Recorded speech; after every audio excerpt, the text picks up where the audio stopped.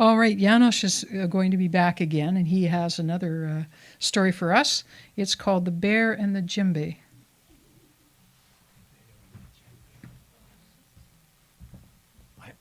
I think I'm giving myself away here this afternoon because you'll realize that I do silly things more than once. And this is, but let's move continents. Let's come to Canada. All right, we've had enough of Africa. Let's come to the darkest Canada, above Thunder Bay. Now, if you set out from Thunder Bay, get a compass, go north. About 3.5 hours north, there's a village called Armstrong. That's the end of the road. There used to be an American base there when we had the global nuclear problem thinking, the Cold War. They were manning that base. And if you keep going, all we have is boreal forest, and then later on, tundra, and later on, snow, ice, and the North Pole. That's where we plant trees. But let me begin at the beginning. What happens is in winter, when all the ground is frozen and the caterpillar tracks of big machines can go anywhere, these machines come to northern Ontario. And they are huge. They got big engines. And they can grab trees, more than one at a time. And as they grab the trees, they cut them immediately and lay them down. And a fella buncher comes, and that one takes the tree and strips all the branches off and chops it to the right length. It takes seconds to do all of this. Now you can imagine what happens. These machines can work 24 hours a day. So in their cozy little cabins, the operator's probably got some music on and he's listening to some tunes. And at night, even at night, the big searchlights are out, lighting up the forest. And he goes along, grabbing trees, cutting, laying, grabbing, laying. And they create what we call a clear cut. Large areas of trees that have been felled, and all the debris is left there. So it looks like a war zone, truly does. And they're sitting there and the machines are going wild. There's noise and action. We, the tree planters, we're the good guys. We try to put right what they've taken off. And we go there a couple of years later. We go there in May, beginning of June, when the ground is thawed and when the geese are coming back to lay to their grounds. And it's actually wonderful to be in Thunder Bay in May, lie on the grass and watch the geese flying very low over, honking, to their breeding grounds. It's the beginning of the year for us, for planters. And planting starts early in the morning. About 5:30, it's time to wake up. And very often there's a pitter-patter of rain on your tent. And you have to shed your warm sleeping bag, which you don't really want to, and get out and breakfast 6:30. In the cook tent, and it's a wonderful breakfast and you make your sandwiches for lunch, and then the vans leave at 7:30 and take you out on the block. And when the tree runner brings you the trees and drops the trees, and the guy tells you your line, your block is from there to there, and away go the quad, and it's silence. All you have is the sun rising. You hear the birds, and you listen to your own breath as you're putting in trees. And then you may wonder, well, how long does it take to put a tree in? Well, you should do it every few seconds. What? 5, 7, 10 seconds is what you should do to get a tree in. And a good planter will easily plant 2,000 trees a day 2 to 3,000, and on good ground you can go even higher. And you have these bags where you put the seedlings, you have a shovel, and that's what you do all day long, just looking for the next spot, putting a tree in, and it's really, really nice thing to do. And you get paid for it.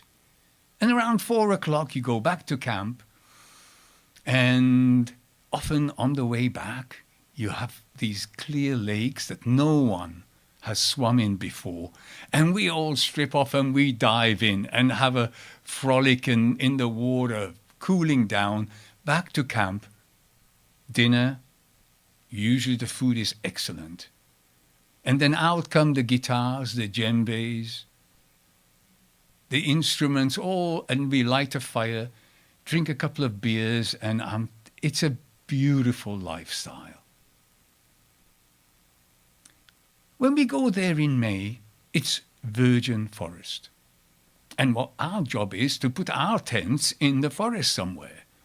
And then we go along, and if you like to have an early morning swim, you go close to a lake that no one has swum in before. And then it's the tall black spruce, usually that's what we cut and that's what we plant. And then you have the various other trees, the cedar, the pin oaks, and so on, bushes. And then we have the ground cover. We got the Labrador tea and the lichen and the mosses and so on. And you find a place somewhere in the forest to put your tent. I have a 3-person tent. And then you find your spot, and I have an old curtain that I put on the ground so it's nice and cozy, and you lay your place out nicely because you're going to be there for a month and a half, 2 months. And this particular year I found a little orange crate which I put down with all my little things. I had a bear spray half used, and then all the things that you need, the shaver and flashlight and so on, and then my djembe is there. And then as you go back to the cook tent, which is, of course, the center of everything, everyone goes backwards and forwards, you make these paths along the forest. So the people close to you make their path, and then it merges into a wider path. And so you got this sort of pathway going back to the cook tent. Now, one of the things you should not do when you're planting is put scent on.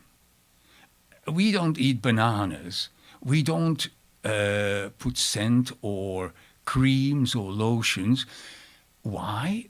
Because black flies and mosquitoes love this smelling stuff. Now, I told you tree planting was wonderful, and it is. But there are mosquitoes and black flies, and let me tell you, there are clouds of them. It can be hard. We plant when it's raining, snowing, hail. We don't stop planting. And the clouds of black flies follow you. In fact, the trick, if you're planting fast, is to be ahead of the black flies that are coming. If you can plant quicker than they can follow you, you're winning. And no sweet toothpaste, for instance. We keep by the cook tent. We brush our teeth at night, and there's a little locker that we put all this stuff in. As we come back to camp in the afternoon after our swim, what I forgot to tell you is that we actually have some soup and freshly baked bread. Can you believe it? A big pot of soup. Oh, it's so delicious. But at this camp, that particular year, it wasn't only soup and bread that was waiting for us. There was a bear. Now, you probably know all this, but there are 2 types of bears. There's, in Canada, there's the black bear, and then there's the brown bear, or the grizzly, as we call it. They're called grizzly because they had grizzly kind of fur.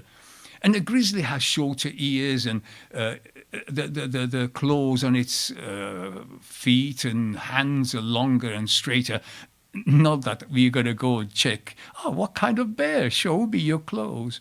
But basically, there are these 2 bears, and what we see mostly in Northern Ontario are black bears. And one of the things that you should not do is make eye contact. So the thing is, not to look at a bear. And you probably know all this. I'm telling you, you're Canadian. You have this knowledge. But you know what they say? There's a little saying, and it goes, if it's brown, lay down. If it's black, fight back. If it's white, good night. So keep that in mind. But this black bear kept hanging around. We came back for soup and bread, and there was the stupid bear. Now, I say stupid because if it keeps hanging around, you know, it'll have to be shot. Because the chances of it encountering a planter gets higher and higher the more the bear gets used to us and the more we get used to the bear. So we used to pick up stones and throw it at it, you know, and it would hit its head, and it would wander off a few feet and come back and watch us again. And it was a real problem because very soon we'll have to call a ranger to shoot that poor animal. It was hungry, and the soup and the bread was so delicious. I can sympathize. And this one day we came back, and along these paths that we've created between the tents, someone shouts, "The bear's on the path." Okay, so now we walk more cautiously. And I get to my tent, and I open the flap, and there's my djembe. It's a drum, if you don't know what a djembe is, and it's got these claw marks through the skin of the drum. Well, I've just paid $30 to have it reskinned, and now it's ruined. I can't play it. And I've got a whole season ahead of me here. And so what am I going to do at night by the fire? And I'm really angry. And I have the bear spray. And then the shout along the path goes, "Oh, the bear's over here." And I think, I'm going to teach that bear a lesson.